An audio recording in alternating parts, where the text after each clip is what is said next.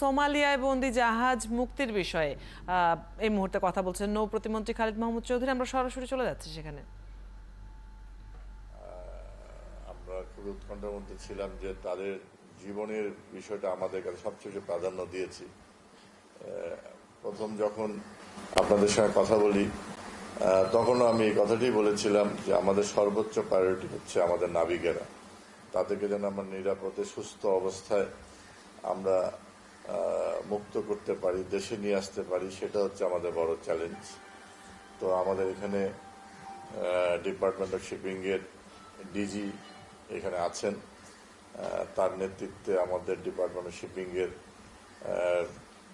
কর্মকর্তারা এবং সার্বক্ষণিকভাবে এই কয়েকদিন আন্তর্জাতিক যে বিশ্ব মেরিটাইম সেক্টরে যা যা আছে সকলের সঙ্গে সার্বক্ষণিক তারা যোগাযোগ রেখেছে এই বিষয়টি ফয়সালা করার জন্য।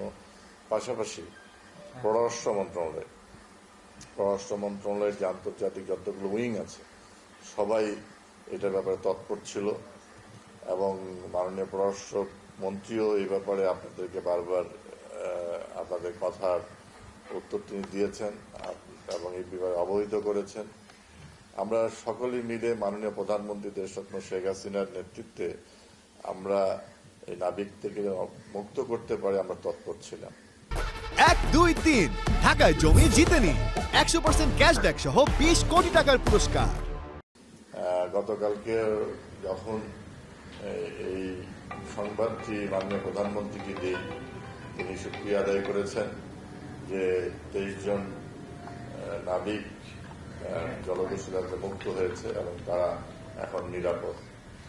তো আমরা এটাই সব থেকে বড় যে দীর্ঘ এই 1 মাসের উপরে আমরা আমাদের কর্মতৎপরতার মধ্য দিয়ে আমরা এই জাহাজটিকে এবং নাবিকদেরকে সম্পূর্ণভাবে মুক্ত করতে পেরেছি। তারা এখন ইউএর দিকে অগ্রসর হচ্ছে।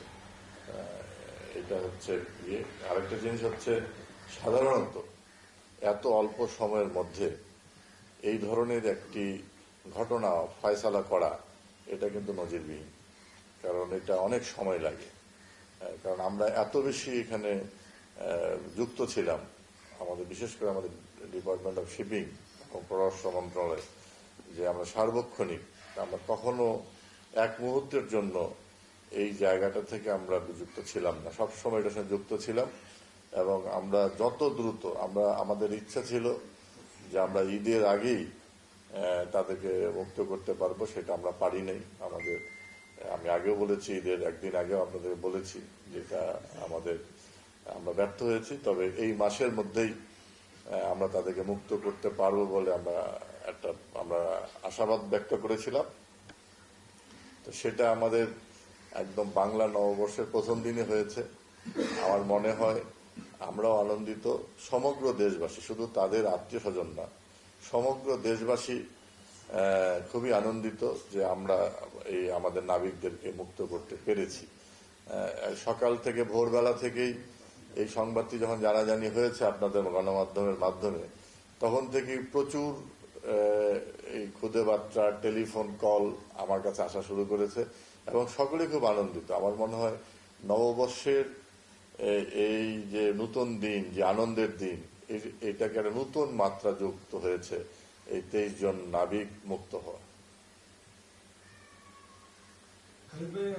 আমরা জানি যে এটা আসলে মুক্তিপণের মাধ্যমে নাবিকদের সরিয়ে আনা হয়েছে। জানতে চাচ্ছিলাম যে কি পরিমাণ মুক্তিপণ তারা নিয়েছে বা কত মাধ্যমে আসলে রফাদফা হয়েছে। না, এটা আসলে দেখেন, মুক্তিপণ এটা গত কয়েকদিন যাবতেই না, প্রথম থেকেই আমি শুনতেছি যে মুক্তিপণ বা টাকা পয়সা, এটার সঙ্গে আমাদের কোনো ইনভলভমেন্ট নেই। এই ধরনের তথ্য আমাদের কাছে নাই যে টাকা দিয়ে তাদেরকে ছাড়িয়ে আনা হয়েছে। অনেকেই ছবি টবি দেখাচ্ছে বিভিন্ন ধরনের।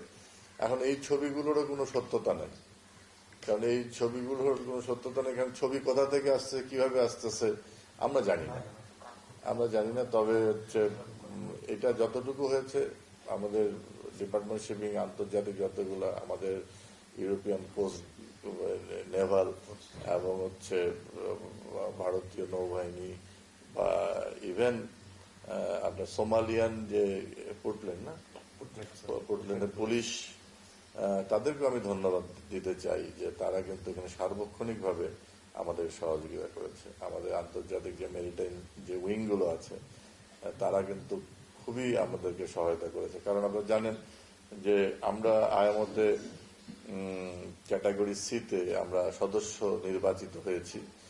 তো এই বাণিজ্যিক এই জাহাজ পরিবহনের ক্ষেত্রে ক্যাটাগরি সির একটা বিরাট দায়িত্ব আছে। তো সেই জায়গাটায় আমরা কিন্তু খুবই সহযোগিতা পেয়েছি। কারণ আইএমও ফ্লোরে বাংলাদেশ কিন্তু খুবই একটা ইম্পর্টেন্ট ভূমিকা বা রোল প্লে করছে এখানে।